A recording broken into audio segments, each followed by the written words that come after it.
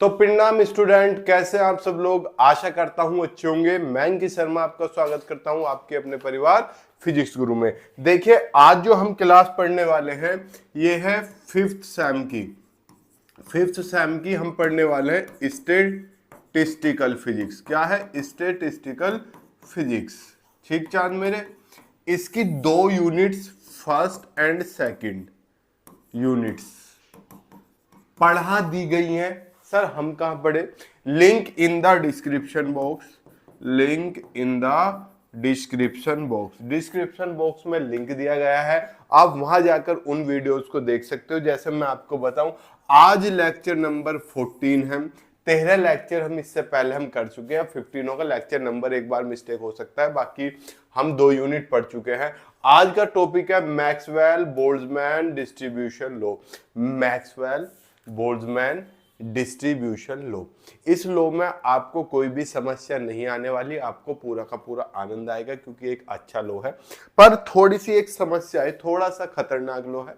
आज 5th same की आपकी फिजिक्स चल रही है, कल से केमिस्ट्री और मैथ्स भी चल जाएगा। बस आपसे एक शर्त है, आपको वीडियो को ज्यादा से ज्यादा स्टूडेंट तक पहुंचाना है और कोशिश करना है ज्यादा से ज्यादा लोग इससे जुड़े। अब देखो, जैसे मैं आपसे बताऊं, जो मैक्सवेल का बोल्ट्जमैन डिस्ट्रीब्यूशन लॉ होता है, इसमें इतनी सी थ्योरी है, बस इतनी सी। बाकी सब इसमें क्या है? पूरे के पूरे में डेरिवेशन है। पर मैं डेरिवेशन थोड़ा सा सिंपल वे से कराने की कोशिश करूंगा। पहले तो आप इस लॉ के बारे में समझो। क्या लिखा हुआ है? This law is applicable only for identical and distinguishable particle like gas molecules. यानी कि ये नियम जो है केवल उन्हीं पर लगता है जो आइडेंटिकल, एक जैसे दिखाई देते हो, एंड डिस्टिंग्विशेबल, पर उन्हें अलग अलग किया जा सकता हो। जैसे गैस के मॉलिक्यूल एक जैसे दिखाई देते हैं लेकिन उन्हें आप अलग अलग कर सकते हो। ठीक, suppose we have an assembly of system of N molecules. मान लो मेरे पास एक पूरा का पूरा ग्रुप है, उसमें कितने मॉलिक्यूल्स है? कैपिटल एन मॉलिक्यूल्स है। सुनना बहुत ध्यान से, कितने मॉलिक्यूल्स है? कैपिटल एन मॉलिक्यूल्स है एक असेंबली में। अब ये जो कैपिटल एन है, इनकी कुछ ना कुछ एनर्जी होगी। क्या होगी? एनर्जी होगी। मैंने टोटल एनर्जी कितनी मान ली? ई मान ली। लेकिन सबकी एक जैसी एनर्जी तो होगी नहीं। जैसे एक कमरे में मैं भी हूं, आप भी हो, सब बैठे हैं, तो टोटल कितने हो गए? मान लो 50 है, तो टोटल एन कितने हो गए? 50। मेरी एनर्जी कुछ और होगी, आपकी कुछ और होगी, फलाना की कुछ और होगी, ढिमाका की कुछ और होगी, सबकी एनर्जी अलग अलग होगी।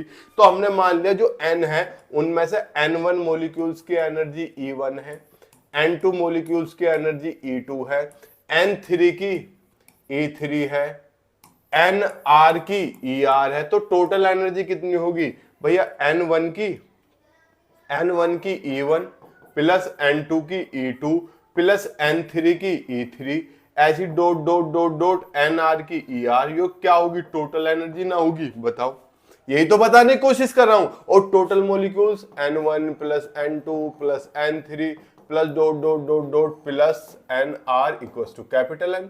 यही तो दो बात बता रहा हूं। एक तो टोटल मॉलिक्यूल्स इतने होगी है एक कमरे में, मैंने कहा इस कमरे में 50 है, 50 में से 5 की एनर्जी इतनी है, 2 की इतनी है, 10 की इतनी है, 8 की इतनी है। तो ऐसी टोटल एनर्जी ऐसी तो निकलेगी, इसमें कोई रॉकेट साइंस वाली बात थी नहीं। तो मैंने इससे पहले पेज पे जस्ट यही लिखा है, ये रहा, whose energies are, जिनकी एनर्जी है E1 E2 dot dot dot Er in the order of increasing energy. Energy बढ़ती जा रही है, यानी कि E1 से बड़ी E2 है, E2 से बड़ी E3 है। हमने इंक्रीजिंग ऑर्डर में एनर्जी मान ली।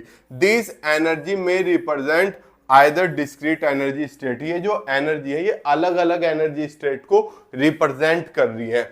If there are N1 molecules of energy E1, मैंने क्या बताया था कि जो N1 है उनकी E1 मान ली, N2 की E2 मान ली, एंड सो ऑन। कब तक? N3 की E3, N4 की E4, N5 की E5, ऐसी हम मानते चले गए। ठीक, total number of molecules N is constant. जो टोटल नंबर है मॉलिक्यूल्स का वो कांस्टेंट है। इसका मतलब N बराबर N1 plus N2 plus N3 plus dot dot Nr कितना हो गया चांद मेरे? कांस्टेंट हो गया। अब कांस्टेंट का मतलब है किसी भी कांस्टेंट का डिफरेंशियल कितना होता है? 0। यानी कि अगर मैं इनका डिफरेंशियल कर दूं तो डेल्टा N किसके बराबर आ जाएगा, 0 के। लेकिन उससे पहले मैं इसे समीशन फॉर्म में लिख दूं। समीशन फॉर्म आपको लिखनी आनी चाहिए, जैसे n1 plus n2 plus n3 plus dot dot dot कहां तक है, nr तक है। तो मैं क्या करूंगा, n1 2 3 की जगह क्या मान लूंगा, i। और यहाँ समीशन का मतलब है सबको प्लस करना, सबके बीच में क्या है, प्लस। अगर और कुछ सिंबल होता तो हम समीशन नहीं लगाते। और i की वैल्यू कहां से कहां तक लेनी, 1 से लेके r तक। यानी कि i की जगह 1 से लेके r तक वैल्यू रखते चले जाओ, और समीशन का मतलब सबको प्लस करते जाओ। जैसे पहले i की जगह 1 रखा, फिर 2 रखा, फिर 3 रखा, कहां तक रख दो, r तक, और सबको क्या करते चले जाओ, प्लस। यही तो है कहानी। तो मैं इस वाली टर्म की जगह यो वाला भी लिख सकता हूं कहानी, बताओ। तो मैंने यही कहानी कर दी, ये रही n, कैपिटल N तो ऐसे ही बराबर समीशन का निशान लगाया, i बराबर 1 to r, कहां तक, ni किसके बराबर है, कांस्टेंट के बराबर। अब मैंने डिफरेंशियल किया, डिफरेंशियल ये भी होता है, ये भी होता है, ये भी, पार्शियल लिमिटिंग ये सब होते हैं। इसमें मैं सब बर्बाद नहीं करूंगा, आपका मैथ का टीचर अच्छे से बताएगा इसके बारे में, ठीक है। तो मैंने ये काम करा, डिफरेंशियल कर दिया, इसके n के आगे डेल्टा n आ गया, ni के जगह डेल्टा ni आ गया, और किसी भी कांस्टेंट का डिफरेंशियल कितना होता है, 0। तो ये मैंने क्या मान ली, चांद मेरे, समीकरण नंबर 1 मान ली। Total energy E of the assembly is constant. Total energy भी तो कांस्टेंट रहेगी। अब मैंने कहा एक कमरे में मैं हूं, मोहित है, फलाना है, ढिमक्का है, राजू है, सोनू है, मोना, आपके सोना मोना टोना है ना, बाबू गुज्जू जो भी आप बोलते हो, वे सब भी रूम में बैठे हुए हैं, ठीक। क्या कह रहे सर, रूम में बैठे होंगे तो हम उनसे दूर बैठेंगे, क्यों, नहीं तो मम्मी पापा को पता चल जाएगा और वे कमर में कोनी कोनी बजाएंगे। मजाक कर रहा हूं। आप एनर्जी पाओ, क्या मेरी आपकी एनर्जी सेम होगी क्या, लेकिन रूम की टोटल एनर्जी तो सेम होगी, मतलब सेम ही रहेगी। जब मेरी 10, उसकी 20, उसकी 30, तो टोटल वाले को तो यही बता बाहर कि अंदर इस कमरे की एनर्जी भैया 200 जूल है। अब मेरी कितनी, उसकी कितनी, ये नहीं पता, लेकिन टोटल एनर्जी तो कांस्टेंट ही है। तो total energy N1 E1 N2 E2 3 क्या हो गया, कांस्टेंट। बताओ, इसे भी समीशन की फॉर्म में लिख दिया, समीशन NiEi, i बराबर 1 से लेके r तक, i बराबर 1 से लेके r तक। अब i की जगह 1 2 3 4 5 6 r तक रख लो, और सबको प्लस करते जाओ। क्या यही नहीं मिलेगा, बराबर E कांस्टेंट। अब फिर से डिफरेंशियल कर दूं तो समीशन तो मैंने बाहर लिख दिया ऐसा कैसे ही, delta differential NiEi is equal to 0। अरे 0 क्यों हो गया, कांस्टेंट है ना एनर्जी, और कांस्टेंट का डिफरेंशियल क्या होता है, 0 होता है। इतनी सी बेसिक सी बात तो आपको पता है। फिर ये डेल्टा जो है Ni के साथ पहुंच जाएगा, Ei बाहर आ जाएगा। सर ऐसा कैसे हो सकता है, अबे यार मैं कह रहा हूं 10 बच्चों की एनर्जी 20 जूल है, एक बच्चा बाहर चला गया या जो भी हुआ, या 9 बच्चों की एनर्जी 20 जूल है, या 40 बच्चों की एनर्जी 20 जूल है, बदल तो नंबर रहा है, उनकी एनर्जी तो क्या है, कांस्टेंट है। तो एनर्जी तो कांस्टेंट है, कांस्टेंट का डिफरेंशियल नहीं होता, तो ये तो बाहर आ गई Ei। क्या बचा, delta Ni is equal to 0। ये समीकरण नंबर क्या मान ली, 2। इसकी मुझे आगे जरूरत पड़ेगी, इसलिए याद रखना। ये समीकरण 1 होगी, ये समीकरण नंबर 1 होगी, ये समीकरण नंबर 2 होगी। अब हम आते हैं थर्मोडायनेमिक इक्विलिब्रियम।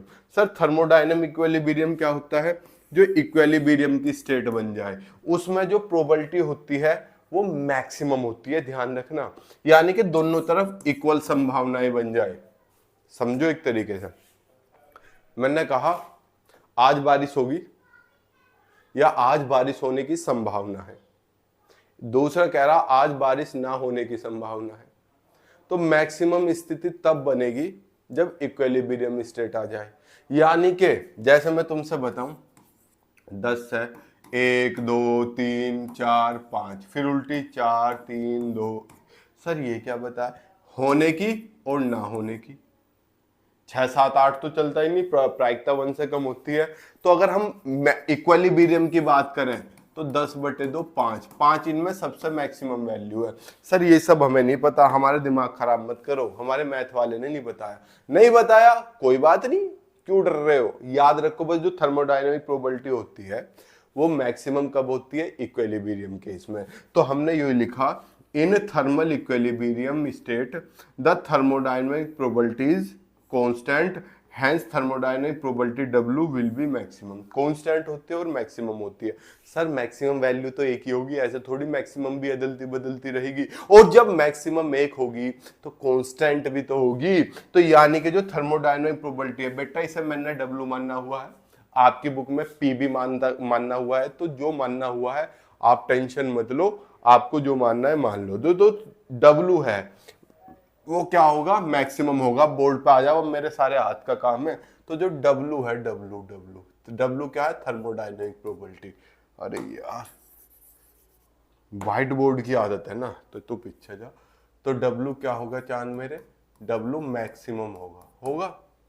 यानी कि हम इसका लॉग ले लें या डायरेक्ट ऐसी कर दें, इसका डिफरेंशियल कर दें, तो वो क्या हो जाएगा 0, क्योंकि यही वैल्यू क्या है बेटा, कांस्टेंट है नहीं है।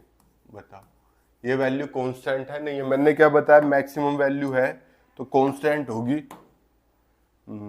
सही है ठीक है। या मैं लॉग लेकर लिख दूं तब भी एक ही बात है। बताओ कोई दिक्कत है। यो समीकरण नंबर मैंने क्या मान ली, यो मान ली 3। वो ये क्या माननी थी मैंने, 1 और 2 माननी थी ना, तो ये क्या मान ली, समीकरण नंबर 3। इसमें कोई समस्या।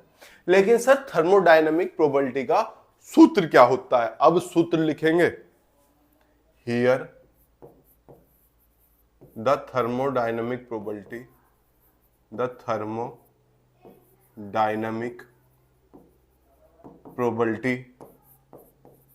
प्रोबेबिलिटी या प्रोबेबिलिटी इज गिवन बाय। बेटा देखो, अगर आपको लाइव क्लास लेनी है, एक तरीके से रिकॉर्डेड क्लास है, लाइव क्लास लेनी है, तो कमेंट बॉक्स में लाइव लिखे और हमें बताएं। क्योंकि जैसे ऐसे पढ़ा रहा हूं लाइव में पढ़ा लूंगा, मुझे पढ़ाने में कोई दिक्कत नहीं है, तो हम आपकी लाइव क्लास लेना स्टार्ट कर देंगे। तो थर्मोडायनेमिक प्रोबेबिलिटी क्या होती है, W होती है।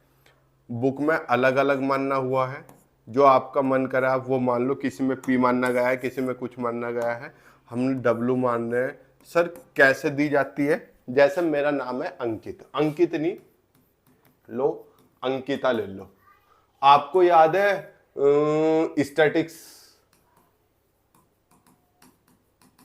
क्या होता था, मेसोपोटामिया, ऐसे आपके क्वेश्चन आते थे। कौन सी क्लास में, 9th क्लास में, कि प्रायिकता बताओ। तो आप क्या करते थे, जितने शब्द होते थे वो ऊपर लिख देते थे, जैसे 1 2 3 4 5 6 फैक्टोरियल ऊपर बटे A 2 बार आ रहा 2 फैक्टोरियल। अगर अंकित आना कर दे तो A 3 बार आ रहा 3 फैक्टोरियल, N 2 बार आ रहा 2 फैक्टोरियल, बाकी 1 2। और कोई भी टर्म आगे जुड़ी हुई होती थी तो उसे लिखते थे, जैसे मान लो 3 शब्द है, 3 की पावर 2, ऐसे।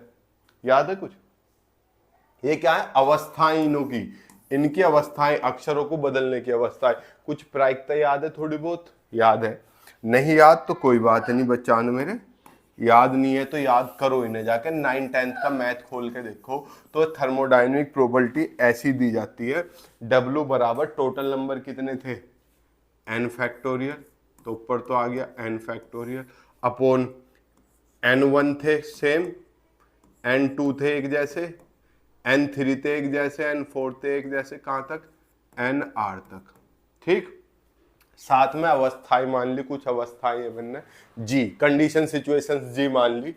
तो मान लो G1 कंडीशन कितनी बार थी, N1 बार, G2 कितनी थी, N2 बार, G3 कितनी थी, N3 बार, ऐसी सो ऑन। GR कितनी बार थी, NR बार। इसमें कोई रॉकेट साइंस नहीं है, एक बेसिक सी चीज है।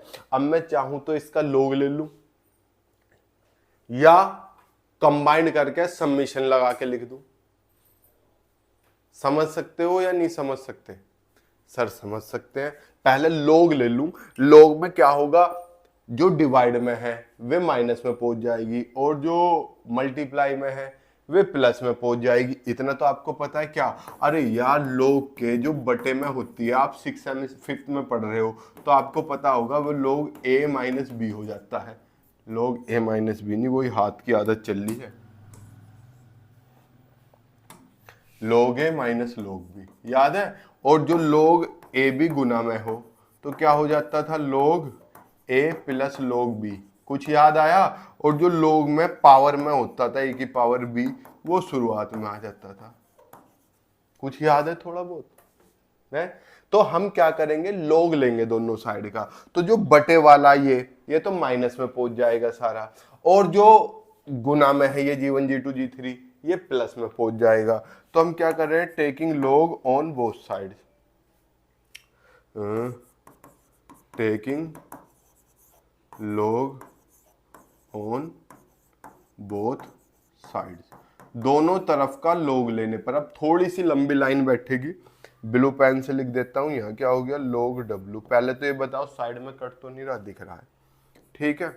ऊपर का तो भैया ऐसे ही रहेगा, log n फैक्टोरियल, ये बटे माइनस में है तो log n 1 factorial minus log n 2 factorial minus log n 3 factorial, या यहाँ प्लस लगा लो, ब्रैकेट लगा लो। अरे यार पूरा का पूरा ऊपर पहुंचेगा माइनस में, मल्टीप्लाई में तो plus, plus log n 3 factorial. कैसे चलेगा यो,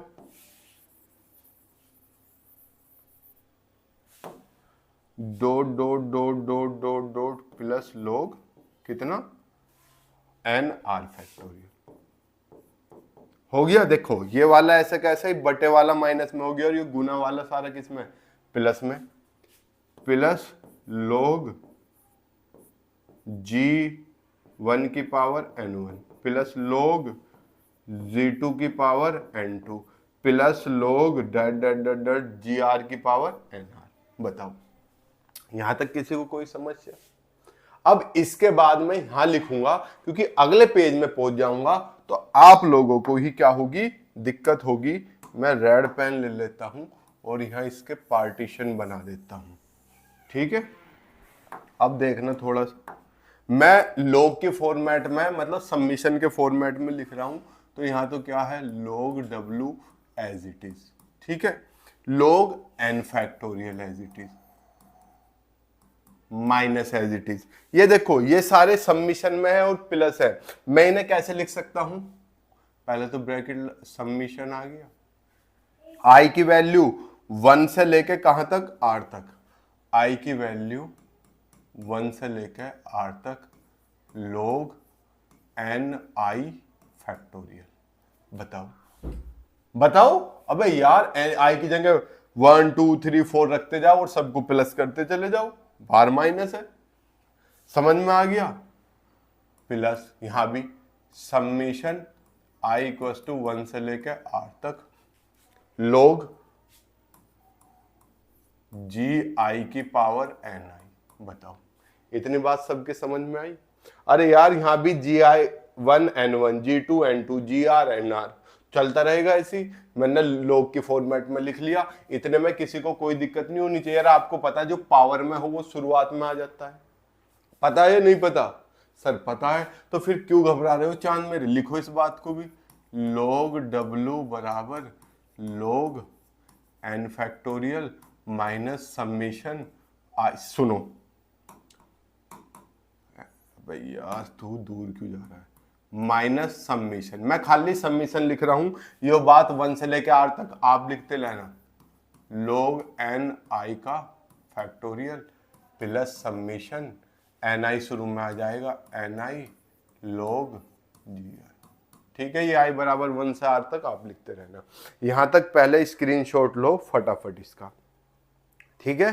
अब मैं यहां पर स्टर्लिंग का एप्रोक्सीमेशन लगाऊंगा। सर ये स्टर्लिंग कौन है? एक वैज्ञानिक थे, इन्होंने फॉर्मूला दिया था, अभी बताऊंगा, यूजिंग स्टर्लिंग एप्रोक्सीमेशन।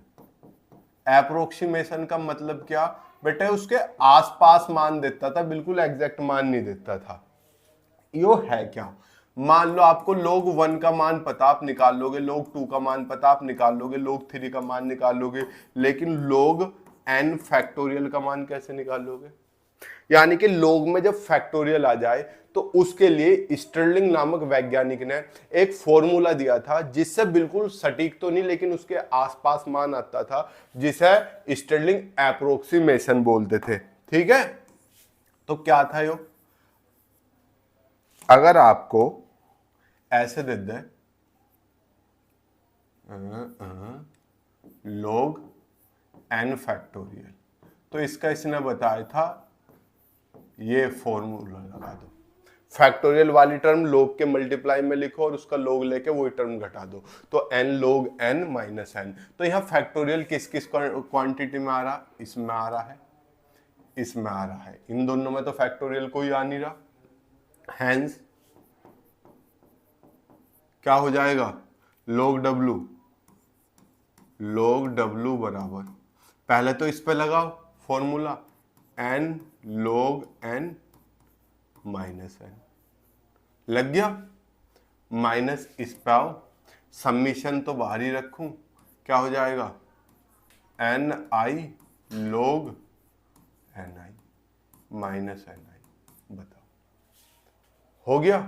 इसमें तो लगना ही नहीं है क्योंकि इसमें तो फैक्टोरियल है ही नहीं, ये फैक्टोरियल के लिए था प्लस कितना, summation n i log zi, बताओ कोई दिक्कत है इसमें? सर ये तो बड़ा आसान है, इसीलिए तो आपको बता रहा हूं, आप खामोखा टेंशन लेते हो। log w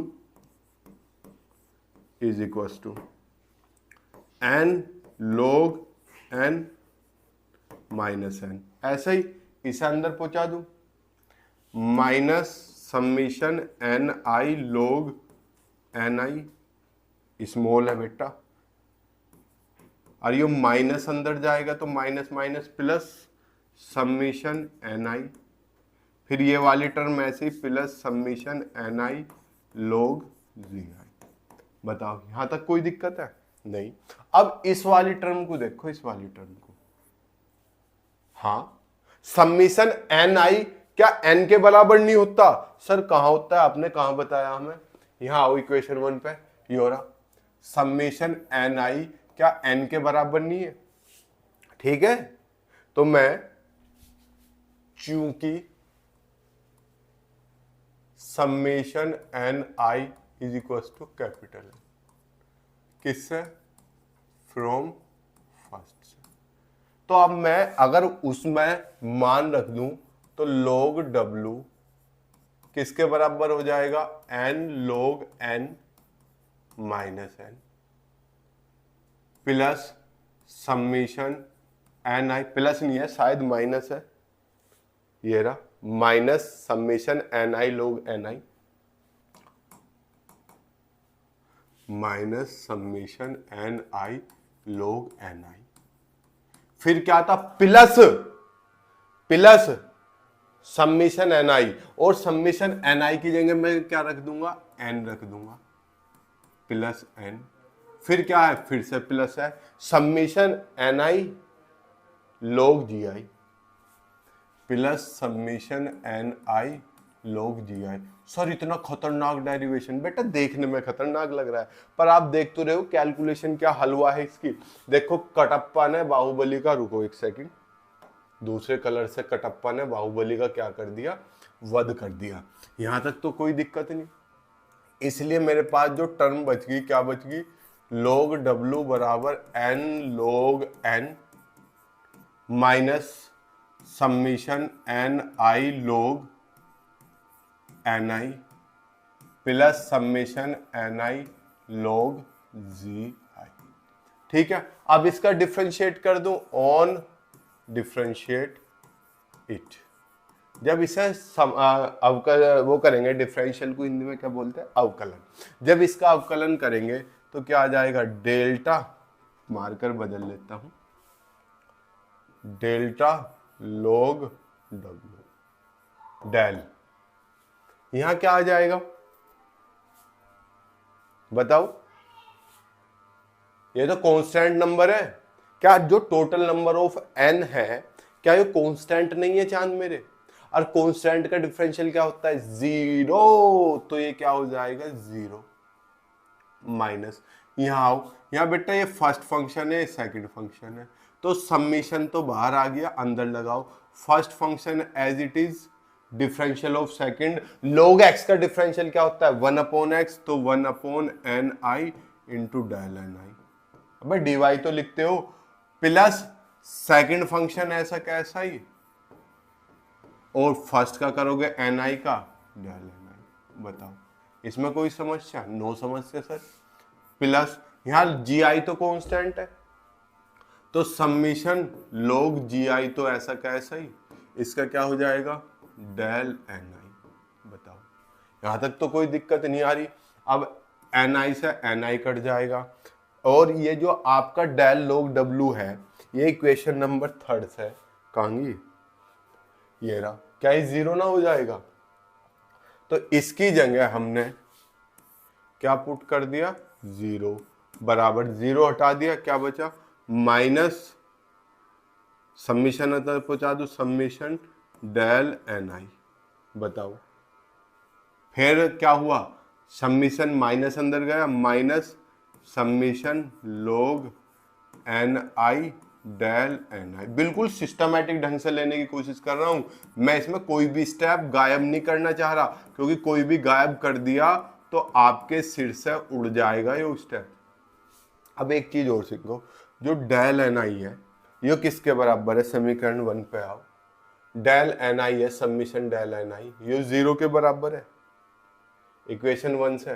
तो यो टर्म भी क्या हो जाएगी, जीरो बराबर minus zero minus summation log N I del N I plus summation log ji I del N I. बताओ इससे तो कोई दिक्कत ना, यो भी जीरो होगी, कौन सी से, फर्स्ट से जीरो होगी, तो इसे तो हटा दूं, जीरो बराबर माइनस समीशन, क्या कॉमन ले लो माइनस समीशन, या छोड़ो माइनस समीशन कॉमन नहीं लेते, इरेजर कहां गया, समीशन कॉमन रखते हैं, क्या बनता है अंदर माइनस लॉग एन आई, समीशन इसमें भी बाहर ले लूं, प्लस लॉग जी आई।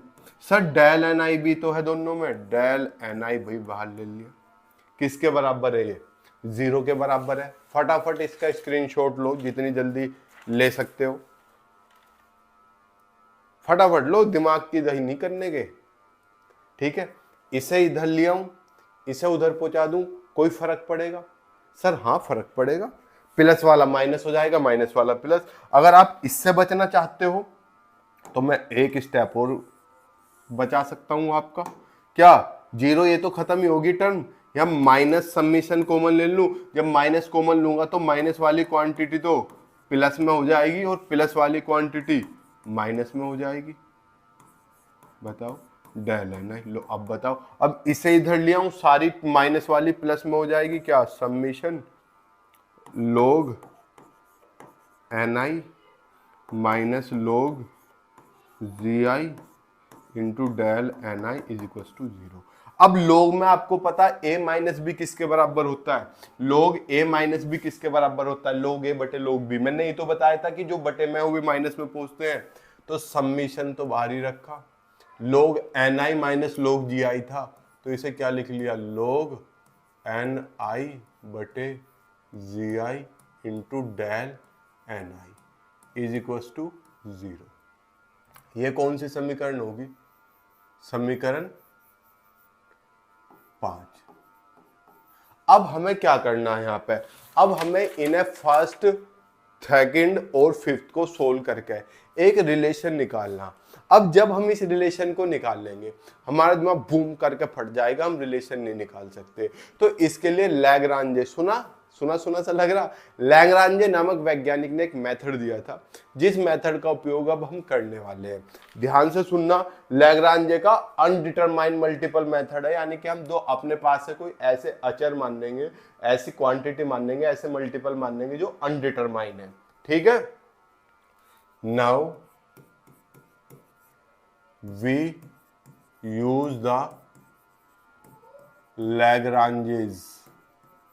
लैग्रांजे नाम सुना सा लग रहा है, या कभी सुना ही नहीं, सुना तो होगा ना, लैग्रांजेस मेथड ऑफ क्या बताया था, किसका है, अनडिटरमाइंड मल्टीपल्स का, जिन्हें हम जानते ही नहीं, अनडिटरमाइंड मल्टीपल्स। वे अनडिटरमाइंड मल्टीपल्स हमने क्या मान लिए, अल्फा और बीटा मान लिए। तो समीकरण 1 में अल्फा की मल्टीप्लाई कर दी, 2 में बीटा की मल्टीप्लाई कर दी, और इक्वेशन 5 में इन्हें सबको क्या कर दिया, प्लस। सर ये क्यों कर रहे हैं, क्योंकि ये लैग्रांजे के द्वारा किया गया था, इसलिए हम कर रहे हैं।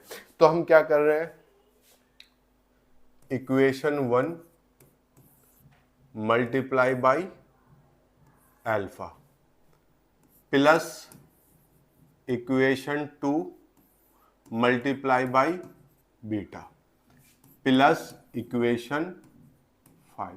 मल्टीप्लाई करने के बाद हमने इन सब को क्या कर दिया, प्लस। ये वाला पॉइंट आपको याद रखना ही रखना पड़ेगा। अब इक्वेशन 1 कौन सी थी मेरी, यहां को है ये रही, डेल्टा एन आई बराबर 0। तो अल्फा डेल्टा एन आई हो जाएगा, अल्फा डेल्टा एन आई हो जाएगा, याद है नहीं, उसमें सम्मिशन भी था बाहर। तो सम्मिशन, इसलिए summation alpha delta N I plus equation 2 पे पहुंचो, ये ना सम्मिशन, इक्वेशन 2 पे पहुंचो, सम्मिशन ई आई डेल्टा एन आई, इसमें बीटा की मल्टीप्लाई हो जाएगी, ई आई delta N I plus summation beta E I delta N I, बताओ हो गया, प्लस इक्वेशन 5। इक्वेशन 5 क्या है, सम्मिशन लॉग एन आई बटे जी आई डेल्टा एन आई, सबके दूसरी साइड 0 है, तो 0 प्लस 0 प्लस 0 क्या बचेगा चांद मेरे, 0 ही बचेगा। अब सम्मिशन तीनों में है, मैंने सम्मिशन कॉमन ले लिया, और डेल्टा एन आई तीनों में है, ये सबसे कॉमन ले लिया। तो यहाँ डेल्टा एन आई सम्मिशन कॉमन अल्फा प्लस, यहाँ सम्मिशन और डेल्टा एन आई कॉमन बीटा ई आई प्लस सम्मिशन और डेल्टा एन आई कॉमन क्या बचा, लॉग एन आई बटे 0। अब बाहर वाले जो है सम्मिशन, ये तो प्लस को रिप्रेजेंट करता है, तो यो तो 0 हो नहीं सकता, और यो नंबर में चेंज है, यो भी नंबर का डिफरेंशियल है, यो भी 0 नहीं हो सकता। तो अंदर वाली क्वांटिटी बची, यो 0 हो सकती है। हैंस कौन सा, alpha plus beta E I plus log N I बटे G I is equal to 0। आपका डेरिवेशन खत्म होने की कगार पे है बिल्कुल। अब मैं क्या कर रहा हूं, इधर का हिस्सा यूज कर ले रहा हूं, ठीक है। अब यहाँ पे देखो अल्फा प्लस बीटा ई आई उधर पहुंचा दूं माइनस में, लॉग एन आई बटे जी आई इधर ही रखूं, पेन ब्लैक ले लूं, ब्लैक अच्छा चमकता है। तो मैंने क्या रखा, लॉग एन आई बटे जी आई तो इधर ही रखा, minus alpha plus beta E I, sorry E को मैंने इस तरीके से बनाया है, ये सब क्या है माइनस में। अब आपको एक चीज और पता होगी कि log a बराबर b हो, इसका एंटी लॉग लेना हो, टू द बेस e मानना जाता है मोस्टली। तो कैसे लोगे आप लोग, आप इसमें से log हटा दोगे a और इस वाले क्वांटिटी को e की पावर में पहुंचा दोगे, यही तो है। तो क्या करोगे, इस पे से तो log हटा दोगे, क्या आ जाएगा एन आई बटे जी आई, और इस वाली यहाँ बेस e मान लिया, इस वाली क्वांटिटी को e की पावर में पहुंचा दोगे, e की power minus alpha plus beta E I. बताओ, अरे यार अभी सारा उड़ा दिया था मैंने, ठीक है। हम देसी आदमी भाई, हमें व्हाइट बोर्ड शूट करे और ले तो लिया, समझ में आ नहीं रहा। ये n i equals to g i divide में था, यहाँ मल्टीप्लाई में पहुंच गया, जी आई ई की power minus alpha plus beta E I. लो यहाँ पे आपका डेरिवेशन क्या हो गया चांद मेरे, समाप्त हो गया। यही है आपका क्या, लो आप चाहो तो आपकी बुक में देखता हूं, बुक में इससे आगे कुछ किया हुआ है या नहीं। बुक कहाँ हो तुम, पता नहीं, बुक का नहीं पता कहाँ है, इतना ही है। This is the Boltzmann distribution लो। उन्होंने क्या कर रखा, e की पावर माइनस एल्फा को क्या मानना हुआ है, a मानना हुआ है, GI e की पावर माइनस एल्फा को, ठीक है, क्या मानना हुआ है इन्होंने, a मानना हुआ। लेट e की पावर माइनस एल्फा बराबर a, तो Ni इक्वस टू GI, तो ऐसा ही e की पावर माइनस एल्फा तो a हो गया, क्या बचा e की पावर माइनस बीटा EI, क्योंकि माइनस अंदर जाएगा, इन्होंने ये कर रखा। आपको इतनी डिटेल में नहीं जाना, आप ये लिख सकते हो this is Boltzmann, Maxwell Boltzmann distribution low.